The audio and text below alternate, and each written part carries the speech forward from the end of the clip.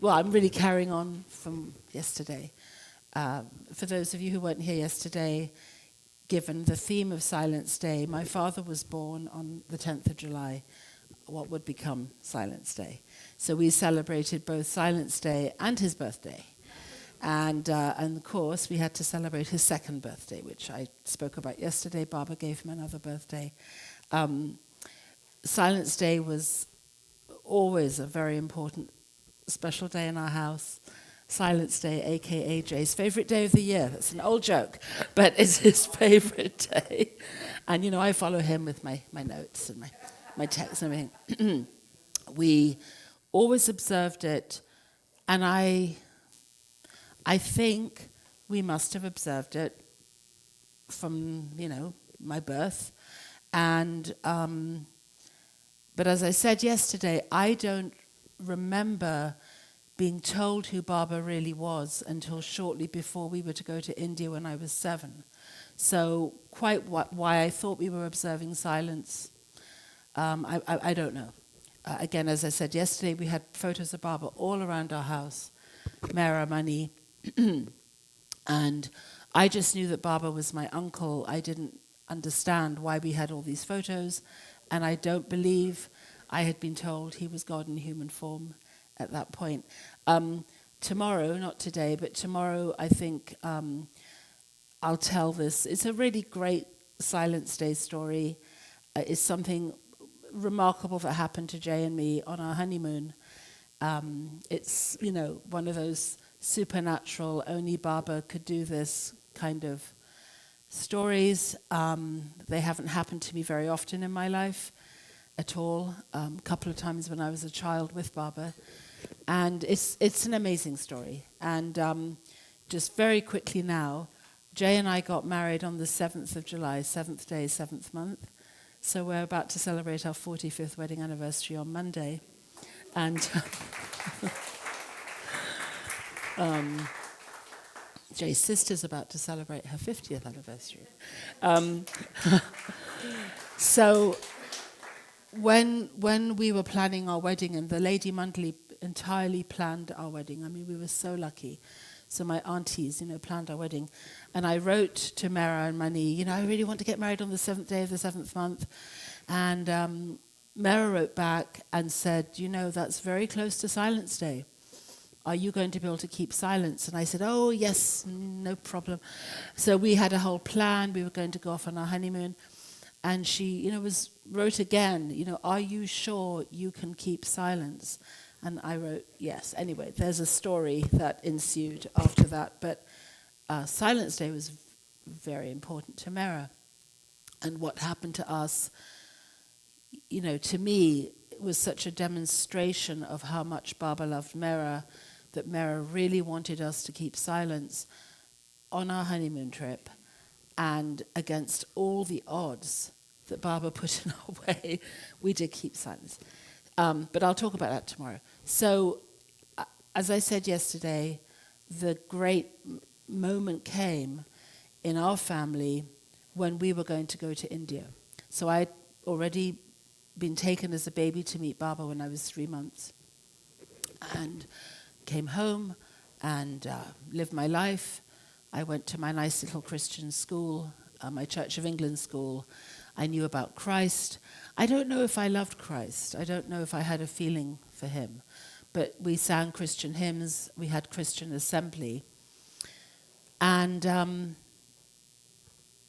being born into the Zoroastrian faith, and my paternal grandfather was a very devout Zoroastrian, as I said yesterday, and he really wanted, you know, his granddaughter to go through the rite of passage, which is the Navjot ceremony, which in the Zoroastrian faith is akin to the confirmation ceremony, I suppose it is. Anyway, it's sort of the age when you're considered spiritually ready to officially enter your faith.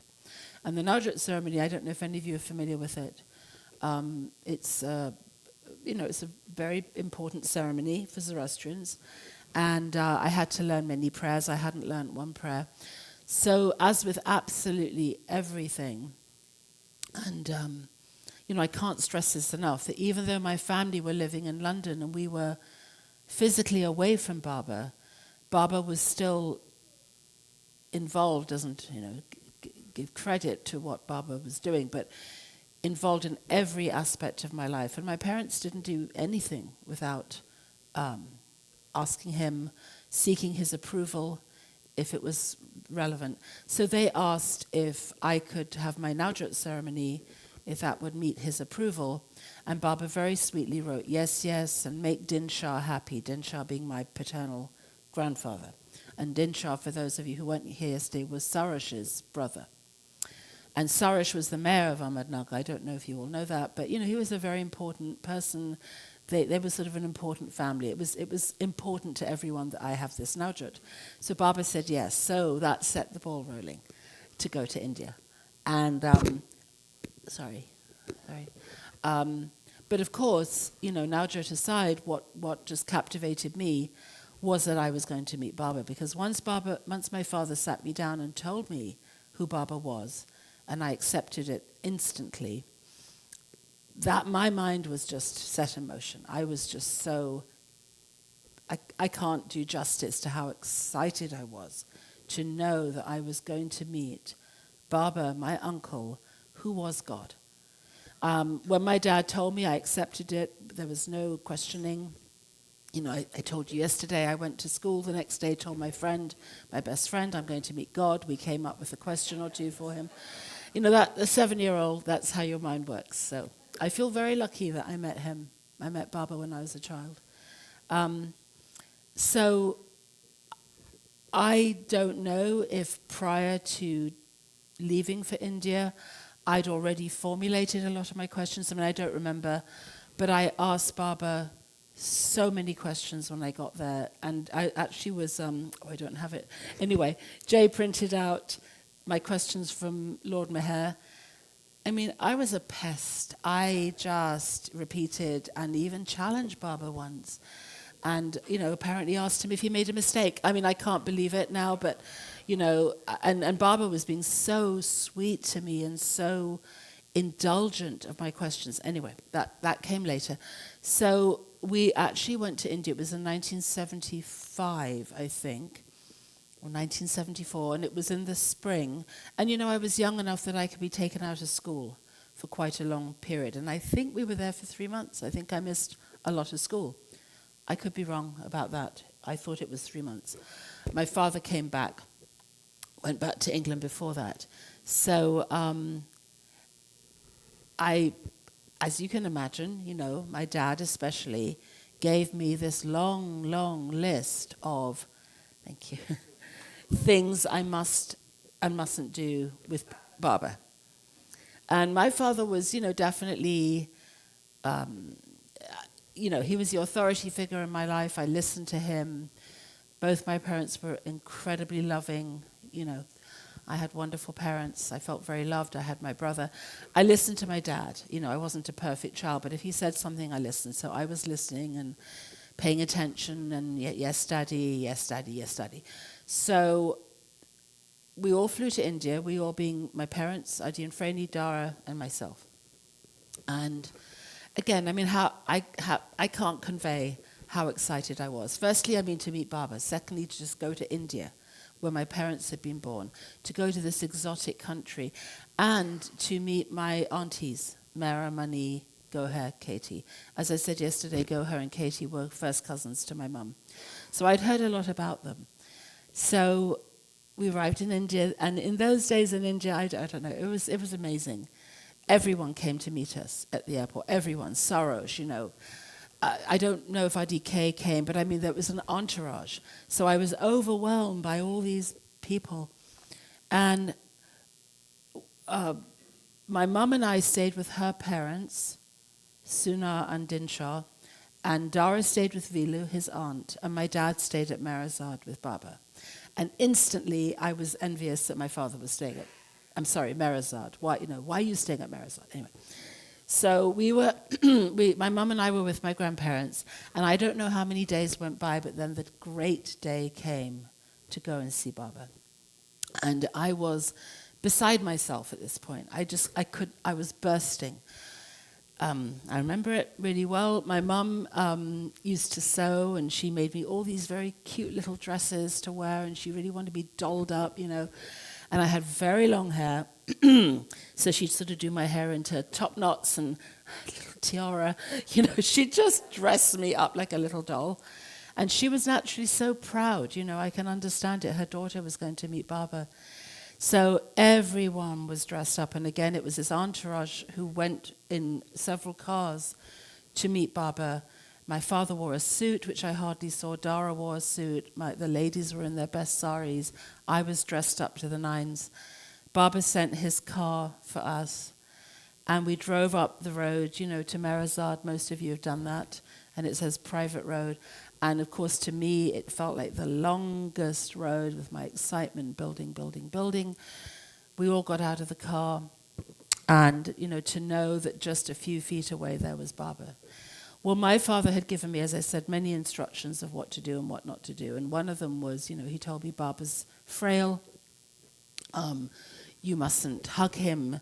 Don't in any way, shape or form jump on him. You know, we all had garlands. Hold the garland, look down, you know, go in front of Baba, put your hands together, bow down. You can touch his feet maybe, lay the garland on him. I had all this from my dad. So, you know, I was holding my garland, clutching it, you know, and we filed in, and I could see Baba. This was Mundley Hall. And it was my turn. And I went in, and I looked up, and Baba had his arms like this. I dropped the garland, I flew onto his lap, I broke every rule my dad gave me, and hugged Baba, and that was the beginning for me. And my life changed. I was only 7, but my life changed in that moment. And Baba, that's how it continued for, you know, 2 or 3 months. He was so loving and sweet. He was twinkly-eyed. When we first got to India, I suppose, you know, in those days too, you had to go to the trust office first. And IDK was there, and he frightened me a bit because he had a stern look. And then he had, if some of you might remember, he had a desk that was glass-topped, and there were photos of Baba under the desk, and there were photos of Baba all around the office.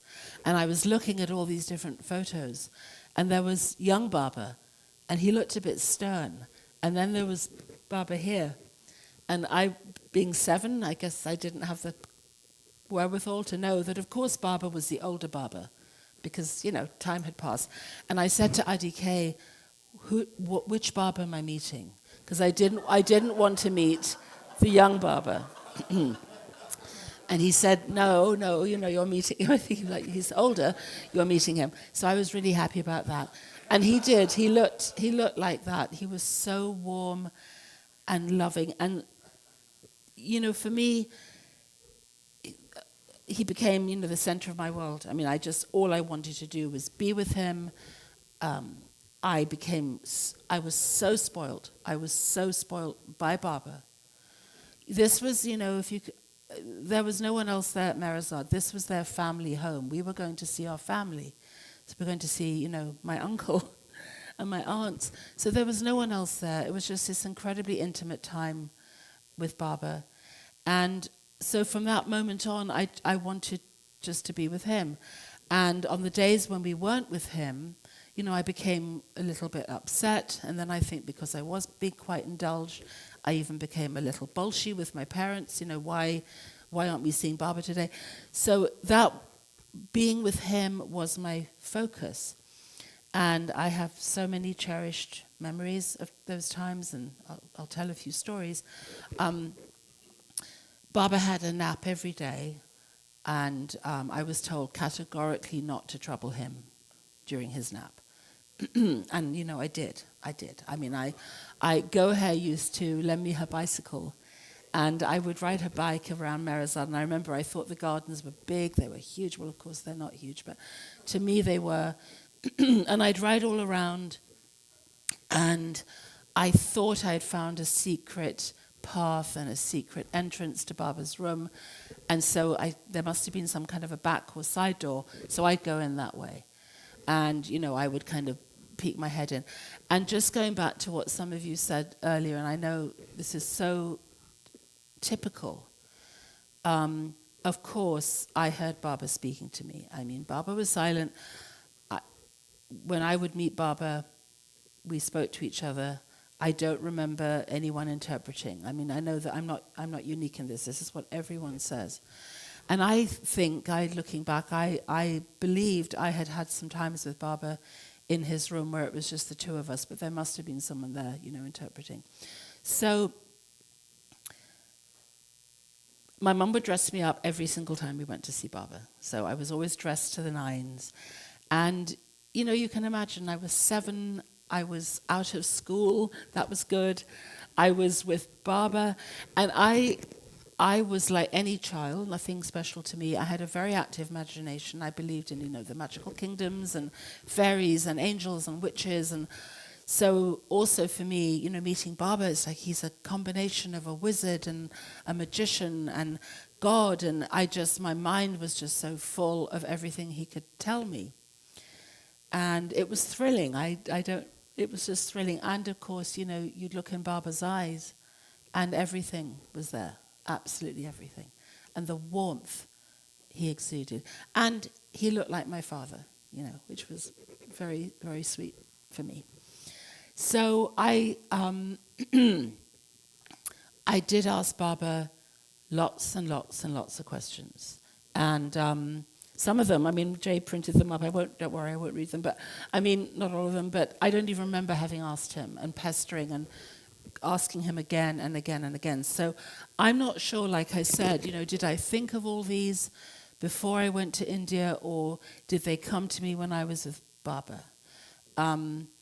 So at some point when I'd been just rattling on, asking him, Erich, I think it was Erich, asked my dad, did you put her up to this? Did you sort of pump her? And my father, I can remember my father was looking a little bit like, what's she going to come out with next, And they must have, my parents must have taught to me about certain things, such as reincarnation, because I asked Baba about that.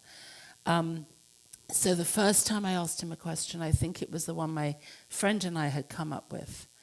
And before I continue, so every single question, Baba listened to it. He took it seriously. He answered me seriously. He answered me at my level as a child, but without in any way, shape or form, talking down to me. He took everything I asked him seriously, and he had an answer for every single question I asked him.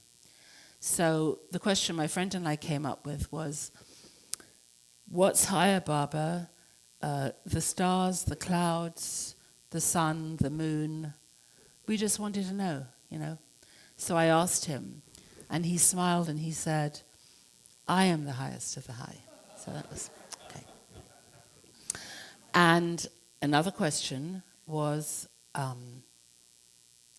I'd had no reason to encounter snakes or scorpions in England. I was born in London. I don't believe I'd ever had an interaction with any of that. Well, before we went to India, my mum, very understandably told me, well, there are poisonous snakes. Be careful, don't stick your hand in any holes. So that completely set me off, and I became very concerned about that. So I asked Baba why he made snakes and scorpions and creepy crawly things like that I didn't like. And he always looked so lovingly at me, and he said something like, don't you like them? And I said, no, I don't like them. And he said, in Bao's book, it has Erich, that Baba gestured to Erich. I remember Baba saying this to me. So Baba said, well, are you frightened of them? And I said, yes. And he said, well, when you see something you're frightened of, what do you think of? And I said, I think of you, Baba. And he said, well, sometimes people don't remember God, and so they come across something like that that's frightening to them, and then they remember me. And then apparently, I'll just try and find this if you can bear with me. I must have been quite the smart aleck, because I,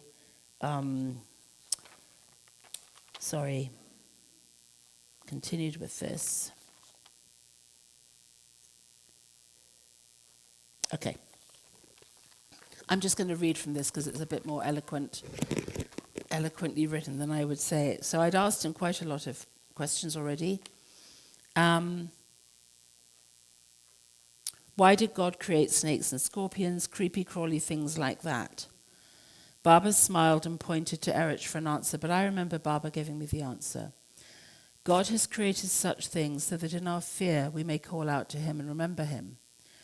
I was not satisfied and retorted, but God is all-powerful, so he can make us remember him directly instead of through nasty, horrible things like snakes and scorpions.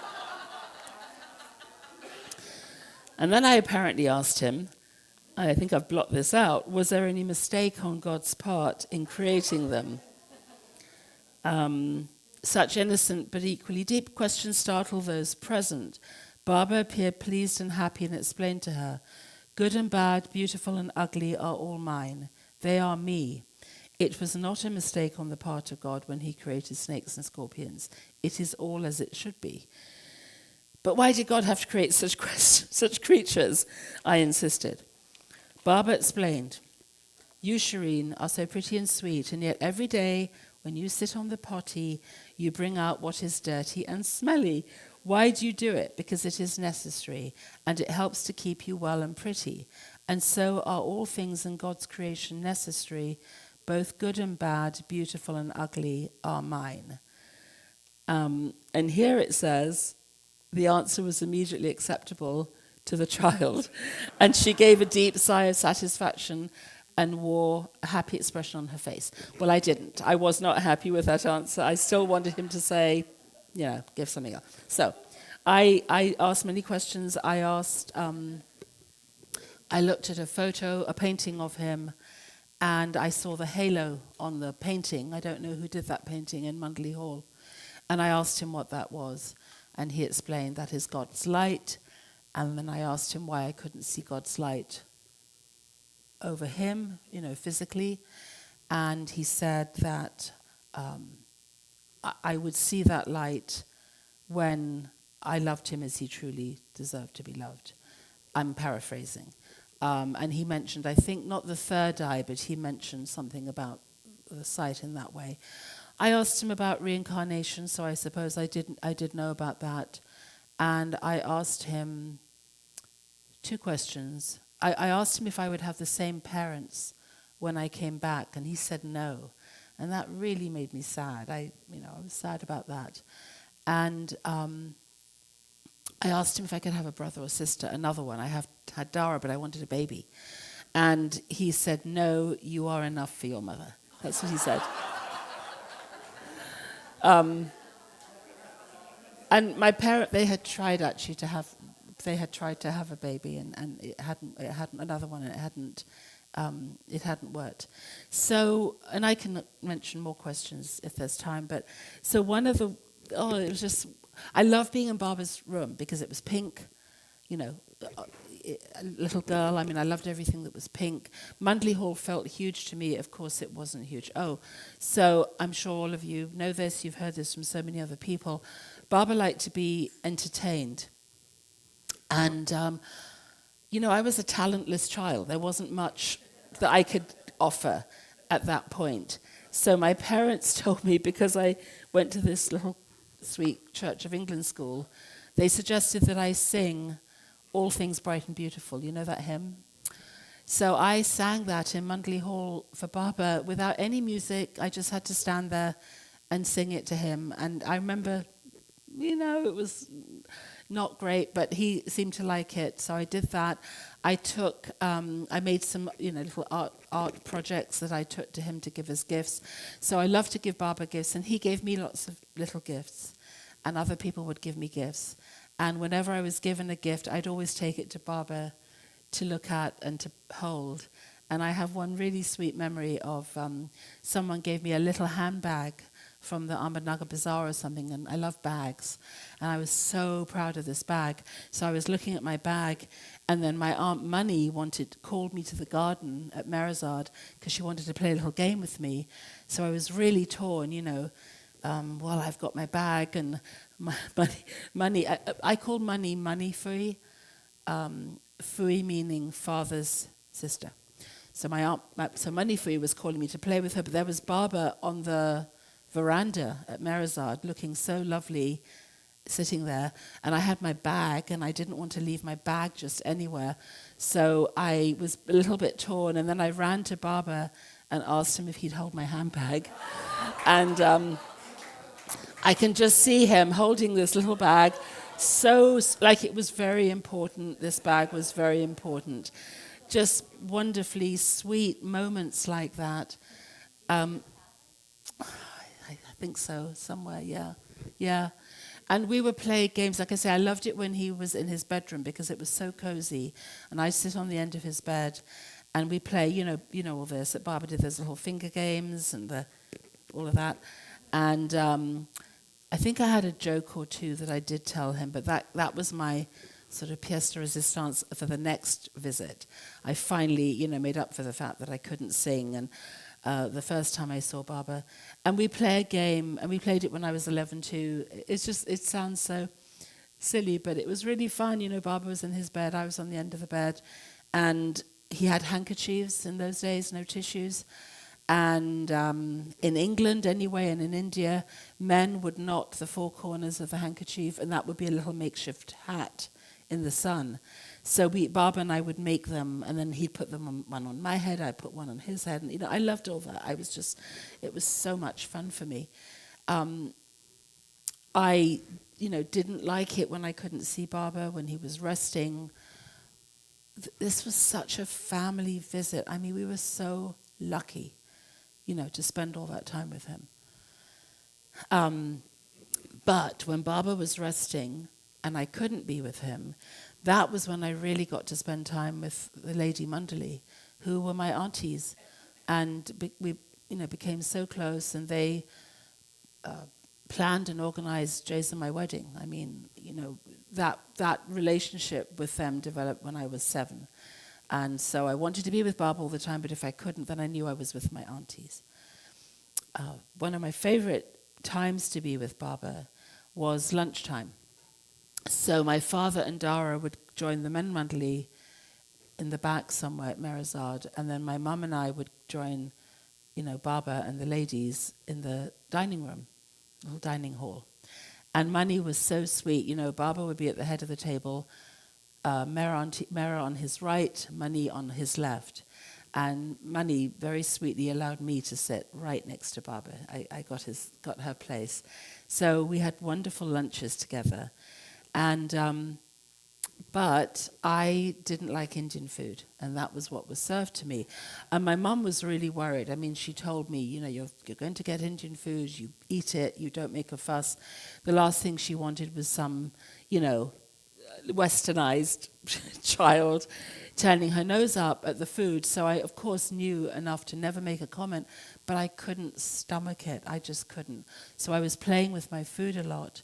So one day, Baba asked me, he said, do you like the food?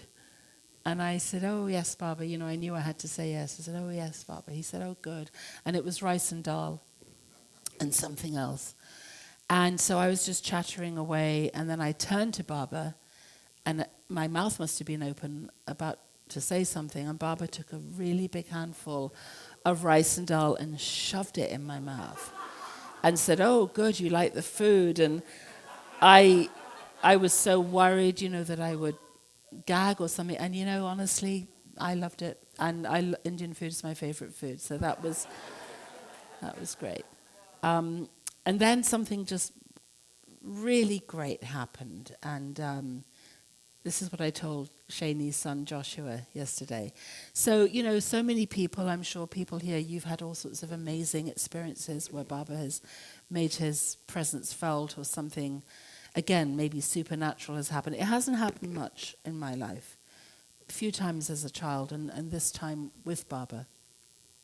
So there had been either an Australian, well, I don't know if Baba was in seclusion, but I mean, no Baba lovers were coming when we were there.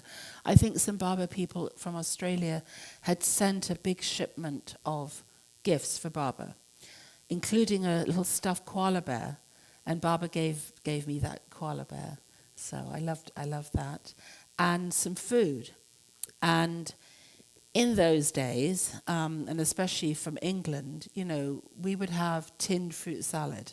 I mean, all you Americans, Californians, you have such great fruit.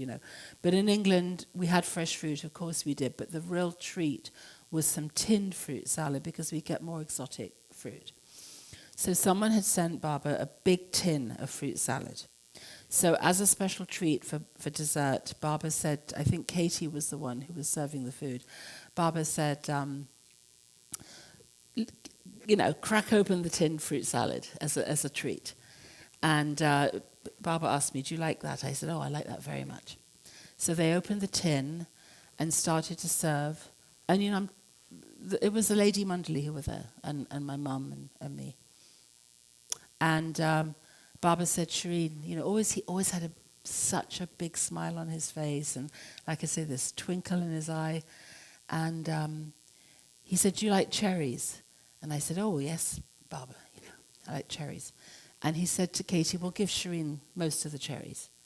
So that was very nice. So I had my bowl of fruit salad with cherries. So I was eating away, and Baba said, do you like the cherries, Shireen? I said, oh, yes, thank you. Thank you, Baba.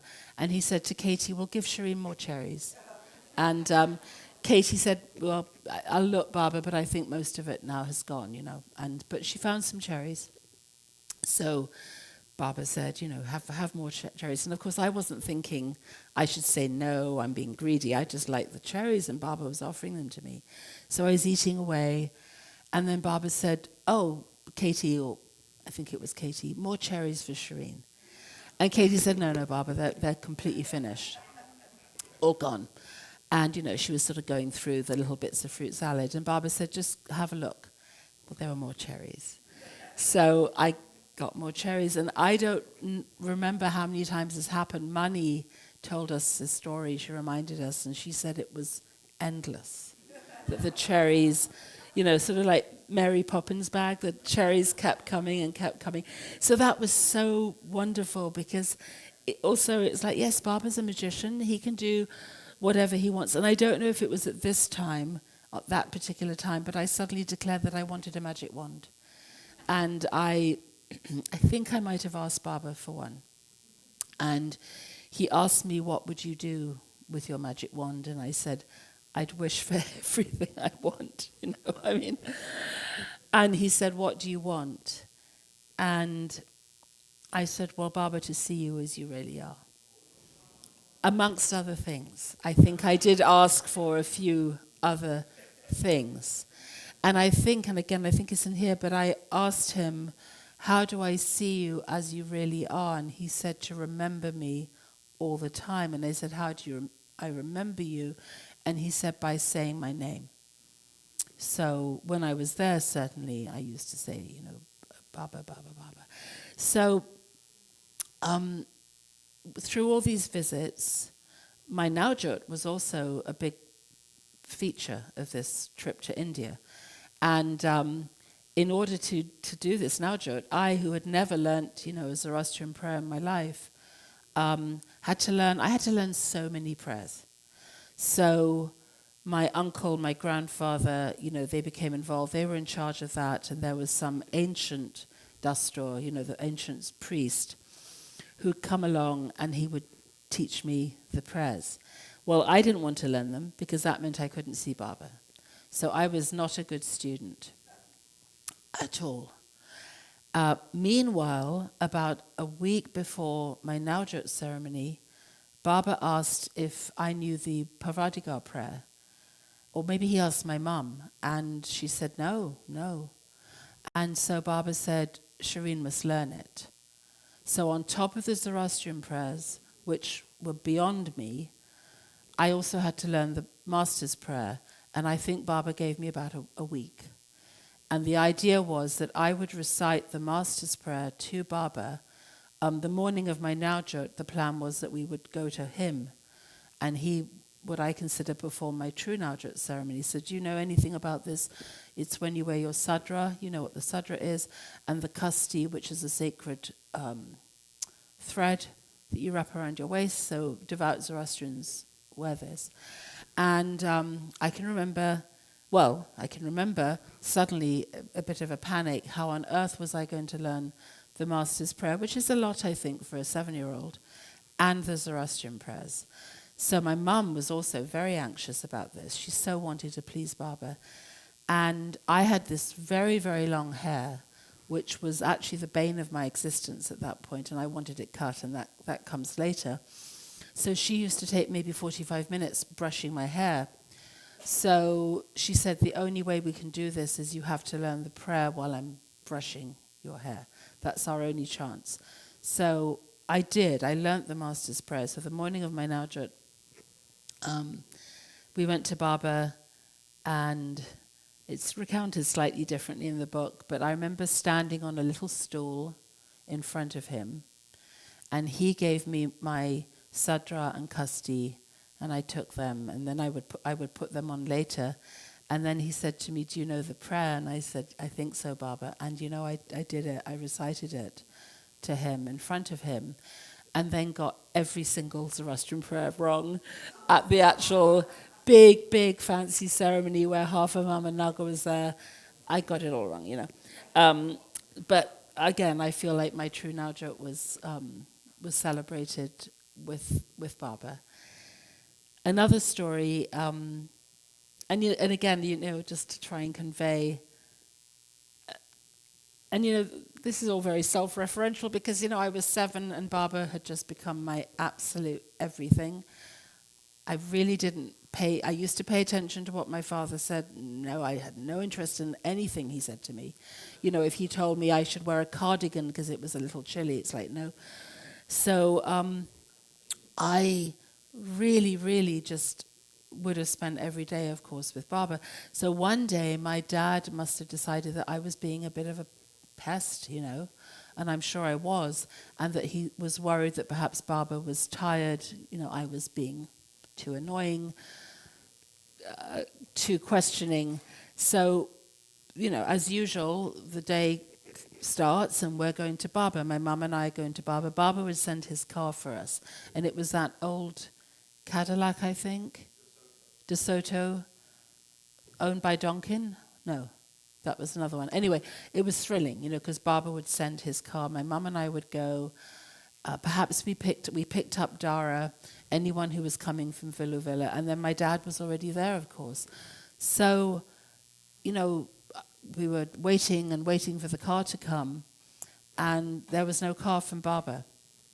And my mum was, this is odd, where's Baba's car? So I don't remember. They had telephones. Somehow the message came that my dad decided that the car would not come today, because I was being a nuisance. So I was very, very sad. And of course I thought, oh no, does Baba think I'm being a nuisance? And I'm sure I cried and I sulked and I just was unhappy. And then I don't know how many hours later, Baba's car came. And the message was, Shireen and Franny must get in the car and go to Baba. So apparently, this sounds, I was told this is what happened. So my dad, saw Baba in the morning, and at some point Baba said, where's Shireen? You can imagine how this went to my head. Where's Shireen? And my dad said, no, Baba, I thought it was enough, you should have a break. So Baba said, send the car and bring her. And my dad was good enough to tell me this, because I then, lived off that for several years. That was just... so that was so sweet. Another part of my time there that was very sweet to me was Baba's dog Mustan, who you probably all know about. So Mustan was this big Alsatian, I think, no? Mastiff. He was huge. He was bigger than I was. And I love dogs, I really did. But Mustan scared me, and I felt bad that he scared me because I knew how much Baba and Mustan loved each other. So whether I said something to Baba or Baba asked me, why aren't you petting Mustan? I think I told Baba, well, I'm scared of him. So then Baba decided that the way to break the ice between Mustan and me, he said, well, you must feed him. And Baba used to mix himself a raw egg for Mustan every day. So Baba said to me, you give him the egg. So there's a photograph of me. I'm very, cautiously, but I fed him, and we did become friends, and he was a really lovely dog. I love Money's dog, Peter. He was smaller, and he was very, very sweet. So I hope I'm not forgetting anything from those visits, but the time came and we had to go. We had to go home. And as I said, my world had completely changed. I mean, I couldn't contemplate going back to London, going back to school. I mean, it didn't make any sense to me. We were with Baba. Why on earth would we leave? But we had to. Jay, have I forgotten anything from that trip? I think I might have done, I'm sorry. But so after 3 months or so, we went back to England. And then there was a period, 1965 to 1969, when we didn't see Baba. And I don't know how I am for time. Okay. When we didn't see Baba. And that was a massive adjustment to go back, to go to the routine, to go to school. And also, my life had just flipped. I mean, I had been with God in human form, and I'm supposed to be back in London, going to my little school, and quite a bit of life didn't make sense to me. But I did adjust, and that period away from Baba was very sad, but many things happened that kept us so connected to him. And one of the great delights for me was that I could write to Baba. So I wrote to him constantly. He wrote back. When I say he wrote back, obviously somebody else wrote back for him. He wrote back, and I would, I'd write everything, all the details, the mundane details of my life, my school, my friends. And he would ask me all those questions. When we were there, he asked me about school, about my friends. He was so sweet. And I was starting ballet, I think. So he asked me about ballet, which came into play on our next trip. A disastrous dance performance that I subjected everyone to. So these letters went back and forth, and that was great. Until I got a message. So I'd write to Baba, and often I used those aerograms, and back in the day, and you could squeeze in as much writing as you could, and I would write on the sides, and everywhere I put kisses and hearts. So I got this message one day from Baba. I think Mera wrote, or Baba asks you to please not put so many kisses because nobody can read what you've written. So I had to adjust. A few things happened during that period. Well, we got a dog, and again, nothing special, nothing unique to us, but lucky dog. Baba knew all about the dog. Baba would include the dog in the telegrams he'd send us. Our dog came from Buckingham Palace. It's such an incredible story. But he was just this absolutely bonkers wild Pekingese, nothing like a Pekingese you'd imagine at all. He was this big bruiser of a dog. He was amazing. So Baba knew all about him, of course. Between the ages of 7 and 11, the plans were made for Dara and Amrit's wedding, and I'm sure that many of you have heard those stories, which are absolutely incredible stories. If you haven't, find the videos, they talk about it. So I was growing up, there's a big change in one's everything, affect, inner workings. 7 is so innocent and young. I felt like I just, everything was spontaneous. By the age of 11, which is when we went back to India, and I won't talk about that today, but, I'd really changed. I felt much more aware, self-aware, self-conscious, embarrassed. Anyway, during that period, it must have been in 1968, a couple of really big things happened in our family. One was that Dara and Amrit's wedding was arranged. And as you know, they got married in December of 1968. So I hope I've got this right. I think it was in the summer of 68. I don't think it was 1967. Baba was in seclusion, but he called my father to him to discuss the wedding. So again, there was this absolute building excitement for me and for all of us. We're going back. We're going back to see Baba. And there's a wedding. And for me, my brother's going to get married. They're bound to have children. And so I'll have the baby that I have wanted all this time. I mean, I still was determined, I wanted, and most of you know my nephews, Mewan and Jamshed. So my dad went to India and wedding plans were made. And at some point, my mum asked Mera if she could write to Baba and request that the wedding that was scheduled for December of 1968 could be the following summer in 1969. And Baba wrote back and said, absolutely not. It's now or never. Well, of course, we didn't know Baba was going to drop his body. And the reason for that was because the school I had started, they were very strict. And I'll tell the story about the school I ended up. Well, maybe now, I don't know. But my father wrote to she wasn't even the headmistress, she was the high mistress. This was a very posh, very pucker school, actually where Kitty Davey went to school. And he wrote and said, dear Mrs. Munro, could Shireen take time off? Because we're going to this wedding in India. And she wrote this very, absolutely not. We do not allow our girls to do that. So that's when my mum thought, could we please ask Baba to delay the wedding? And Baba said, no, absolutely not. So in England, I think it might have changed, but anyway, in England in those days, from the age of 5, 6, you go to a preparatory school, and then at the age of 11, you sit entrance exams to go to your next school. And unlike America, where you have middle school, you just go to that school. That's your school until you leave at the age of 18. Do I have time to tell any of this? Yeah. So the time was approaching for me to go to my senior school. And again, like with absolutely everything, my parents didn't do anything without consulting Baba.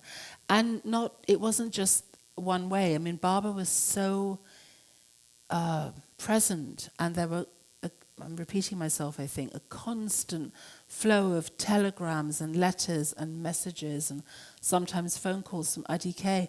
And, looking back, Baba was doing all of this with our family and doing it 100-fold more with his family in India. I don't know, how on earth did he do it? He made us feel so loved and watched over. And the tiniest detail. But of course, he was doing that with the twins when my brother was at that point in England. You know what I'm saying? He had this obviously divine ability to make everyone feel they were so loved by him. So the time came for my exams. So my parents at the time, what we called state schools, I guess you call public schools, the state schools where we lived weren't terribly good. And so my parents, they wanted me to go to a nice school. And I think I mentioned this yesterday, we were basically broke. I mean, my upbringing, my growing up, my parents struggled a lot financially, and they made do. They managed by having lodgers in the house. My dad had his antiques business. We managed, and very often with Baba's direct help. So I don't know exactly how it came about, how the communications went, but Baba was asked, do you have a preference where Shireen might go to school? I mean, obviously he had far better things to think about. But once that question was posed to him, and he answered it, and so then, of course, my parents had to abide by that. So they must have brought up, well, these are the good schools. One of them was St. Paul's Girls' School, which is still, like the top school in England. I mean, just top-notch school. It still sort of comes up in TV shows and, it's posh, all-girls, academic, very academic school. So Kitty Davey was in the first year of St. Paul's Girls' School. The boys' school goes back about 500 years. So the minute St. Paul's Girls was mentioned, then Baba was, yes, Shireen should go to St. Paul's. And then my mum thought, oh, you had to be the absolute creme de la creme to get into that school. And, I was reasonably bright, but I certainly was no swot. I didn't study that hard. I wanted to be with my friends. So my poor mother, because she was always so anxious, I think in her mind, what have I done? Because Baba's now expressed an interest that Shireen should go to this school. There's no way Shireen's going to get in. So meanwhile, she phones my teachers, and they're like, Mrs. Irani, Shireen's perfectly bright, but there is no way she'll get into St. Paul's School. That's not going to happen. So meanwhile, my dad's off to India or in India. He's out of it. And so my parents thought, well, I should apply to these other schools in case I didn't get into St. Paul's. I think my mum got to the point where as long as she did her best, I did my best, which wasn't great, then that was okay. Baba would understand. So always with this feeling that it wasn't going to happen. So my dad went off to India at a time when my mum, I think, could have used his support with all these examinations I had to take. It was called the 11 plus. Then I had to take all these exams for the schools particularly. And he went off to see Baba. So, of course, Mum was saying to him, can you ask Baba to help, with this? Can you do something? And she was getting very worked up, and he was very phlegmatic and just cool, calm, and collected. But just before we saw him off at the airport, and just before he walked off, in those days you could go as far as they'd go to the plane, he said, oh, when you have your interview with St. Paul's, and of course Mum's thinking, there's no way Shireen's getting an interview at this school, you had to take the written test. He said, just remember that Indira Gandhi is the Prime Minister of India. And I said, okay, I could do that, okay. So the time came for me to sit the St. Paul's exam. And meanwhile, Mum's hearing from my teachers, what are you doing? Let's just know. Okay, let's see what happens. So my poor mum, she broke her wrist. She fell and broke her wrist. So that complicated things for her. So the day came, and she took me to St. Paul's. And it's such an imposing building. It's, if any of you have seen the Harry Potter films, it's like that, and these heavy oak doors and very grand. So off I went to sit my exam, and I wasn't too nervous because I just thought, I'm not going to get in, so I'll do my best, but it's fine, doesn't matter, Baba won't mind. So I sat the exams, and then I started to feel really, really ill. And I got up and I left, and I walked out. So my poor mum, she's waiting for me, and I'm out early, and she said, what's the matter? I said, I'm not feeling well. So I think she just at that point breathed a sigh of relief. She thought, all right, Baba, you've made it very plain now. This isn't going to happen. She took me to the doctor, and I had German measles, what you call rubella. So I was really ill. So then my teacher, phoned up and said, oh, Mrs. Irani, really sorry, but you have to now understand this Shireen is not going to get in. They won't call her for an interview. In no way could she not complete her exam. And Mum said, we understand, that's fine. And I was prepared to take all my other exams, or perhaps I'd taken some. But then, miracle of miracles, I was called for the interview. So of course we're thinking, well, my mum was thinking, this is interesting, why is this happening? Meanwhile, Baba was sending cable telegrams, oh, good luck, wish Shireen luck. And my dad was then very just kind of laid back, phlegmatic. I got one postcard, good luck, don't worry, So I went in for this interview, and oh my goodness, she was this very grand woman. In fact, she was made a dame after she left St. Paul's. And again, she was the high mistress, and we had to curtsy to her. And this is the interesting bit. So I'll tell you in a second. So I went in for this interview, and I do remember a few things, and I can remember her asking me the definition of a word, and I got it wrong. And I was feeling, embarrassed and self-conscious and just wanting this to be over. So she said goodbye. I got up, I'm pulling open this gigantic, heavy door.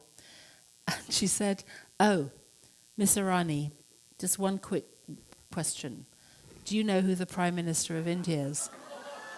And I said, "Yeah, I know that. That one I know." And I said, "Mrs. Indira Gandhi." And she said, "Yeah, well, you know what happened. I got in." And when I got in, none of my peers who'd applied for my school, none of them got in. My mum said it was embarrassing because the other mothers were phoning her saying, "Well, how did Shireen get in? What did you do?" And my teachers, it was just a bit of a surprise.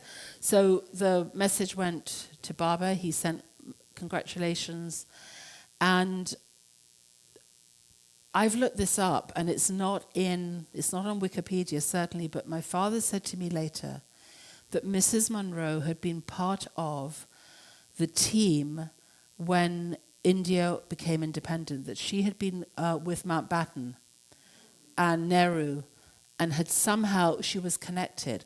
Well, I have not seen that, and I have a book about her, but that was something my father had heard, had thought was true. And so as a result of that, I got into St. Paul's. And, looking back, I've sometimes wondered, well, why? Why was it so important to Baba that, I should get into that school? And then I had a little, one of those light bulb moments. The fact that I went to St. Paul's Girls' School made Kitty Davies so happy. She and Baba loved Kitty so much. So she and I, we were very close to her. She was a great family friend. We'd have exchange letters. She told me all about Gustav Holst. I don't know if you know, but he was her conduit to Baba. He was her music teacher. He was the music teacher at St. Paul's Girls' School when Kitty was there. He introduced her to mysticism, and that led her to Baba. So I like to think that's why, that Baba loved Kitty so much, and this was an opportunity. And I got into all the other schools too. My cup runneth over, and I just hadn't bothered. I hadn't bothered with any of it. So, yeah.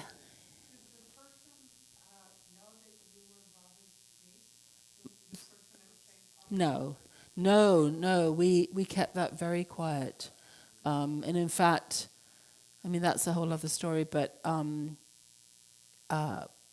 I don't know. I don't know what time I should stop, so tell me.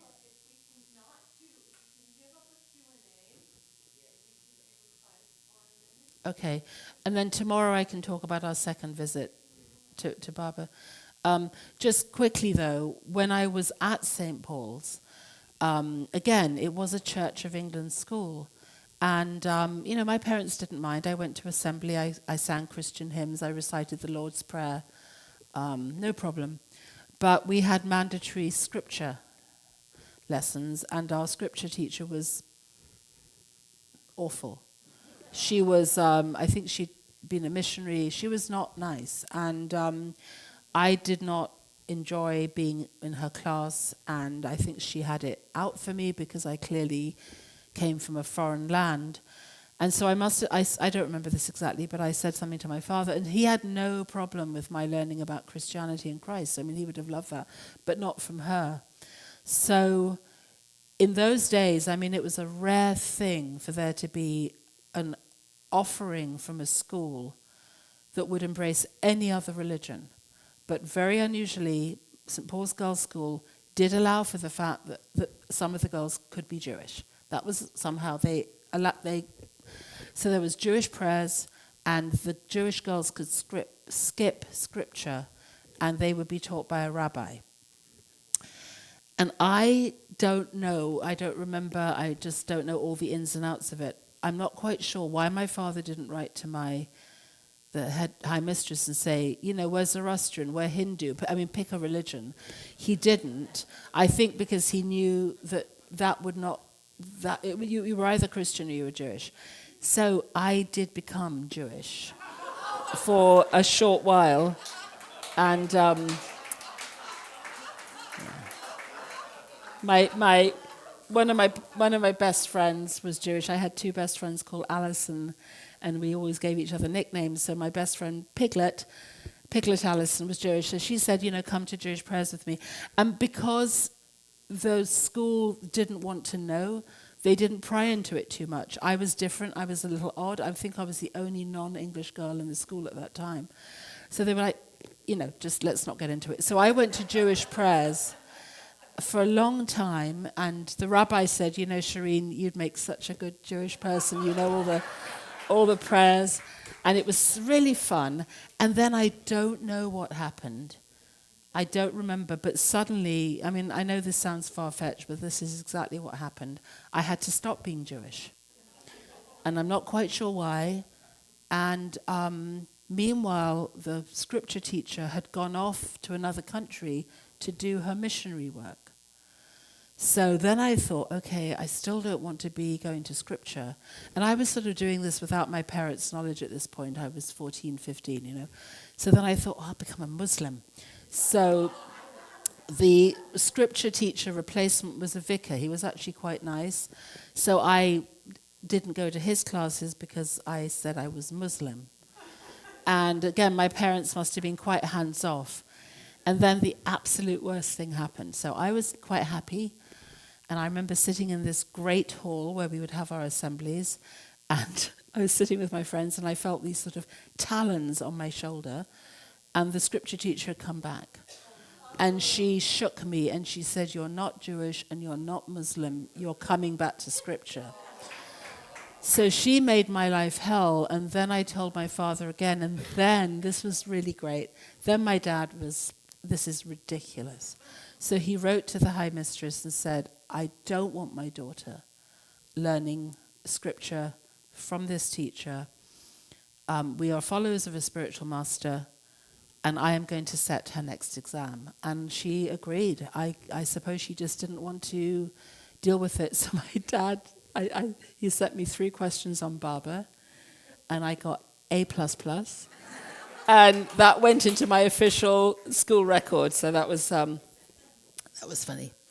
So I think perhaps, I wonder if I should just finish telling the St. Paul story, though. I don't know. It's a little, I'm jumping ahead a little bit. So, Baba wanted me to go to St. Paul's, I believe not for me, but for Kitty. And I had a great education. I was so privileged to go to this school. So, as I mentioned, my parents were not able to pay the school fees. And Dr. William Donkin, and my father really, really hit it off. My dad loved his British sensibility, his sense of humour.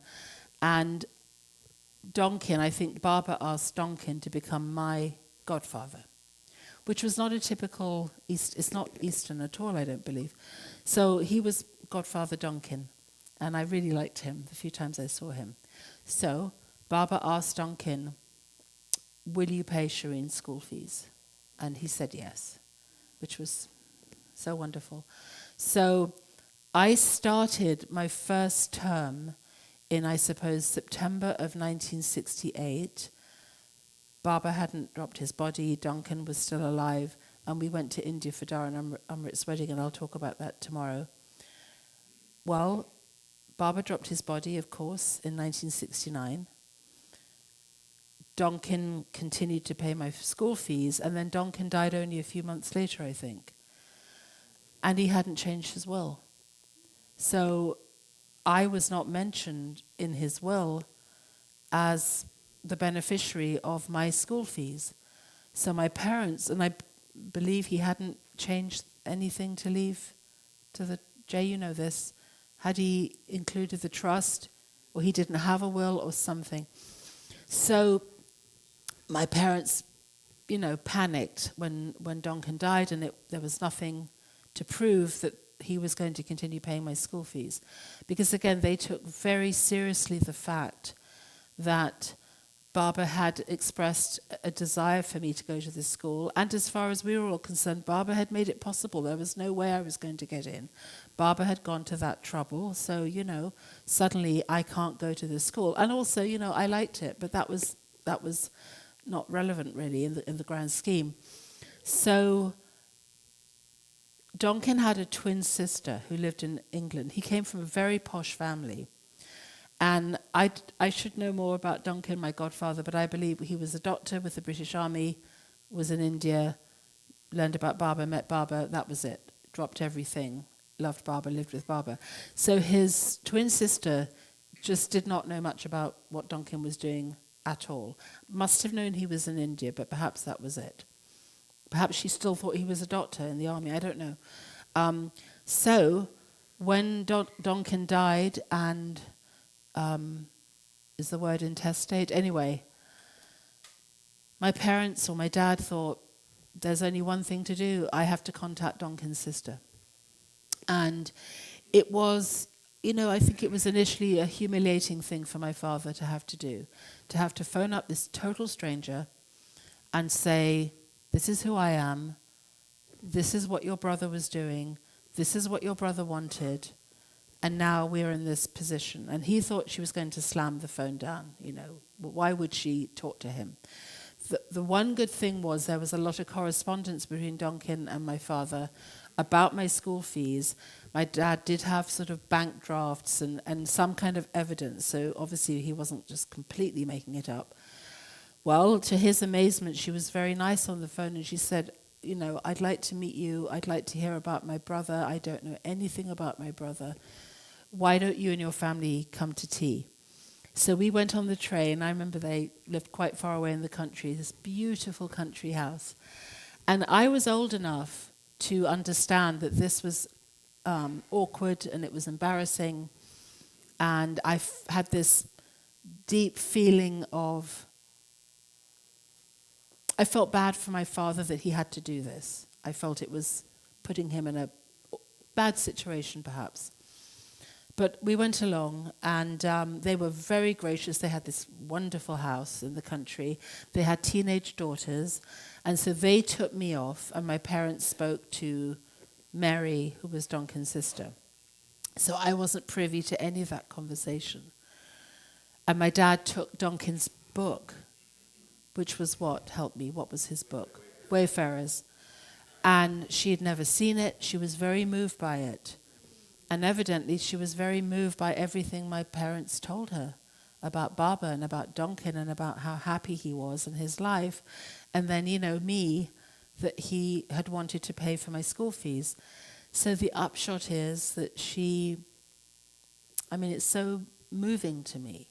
She was so kind and gracious. She said, of course I will pay for Shireen's school fees. You don't have to worry. It was evident that my brother loved you and wanted this. And she paid my school fees. She gave a little extra money because I had to wear a uniform, and that was very expensive for my parents. Thank God back then there weren't all these school trips that happen now. I think we went on a few field trips, but they were affordable. But we weren't jetting off anywhere like happens now. So she, for the rest of my time at St. Paul's Girls' School, made sure that I was safe to continue in that school. Then I left school and I went to university, and her obligation, if that's what she even felt it was, finished. Nope, she sent me money when I was at university, 4 years of university. I lived in Italy for a year. She sent me money to help me live in Italy, and she sent us a wedding gift. And I have found it so deeply moving that she would do that. And I don't know, it's not for me to speculate, but I think perhaps she felt very sad that she'd had those years of absence, from her brother. Maybe she felt it was a connection, a way of being reunited with him. So, I feel immensely lucky. And again, quite a palaver to get me into the school and to get me to stay at that school. And again, for me, it's all about Kitty. And at the end of Kitty's life, she would write to me and talk about Gustav Holst. And just by the way, our house in London, which I told you yesterday, Baba arranged for my parents to have that house. He named it Mamanzil. Gustav Holst lived just down the road. So his house, there's a blue plaque. You know, in England they have those blue plaques on special houses. So I suppose I should end there. I don't know what my official ending time is, but tomorrow I could talk about, if you'd all like, the second trip to India and Baba's, Darren Amrit's wedding, and very importantly, how I redeemed myself with my talentless first visit and did make Baba laugh the second time. And I'd love to tell you the story of our silent stay honeymoon, if that works out. Yeah. Thank you. Thank you.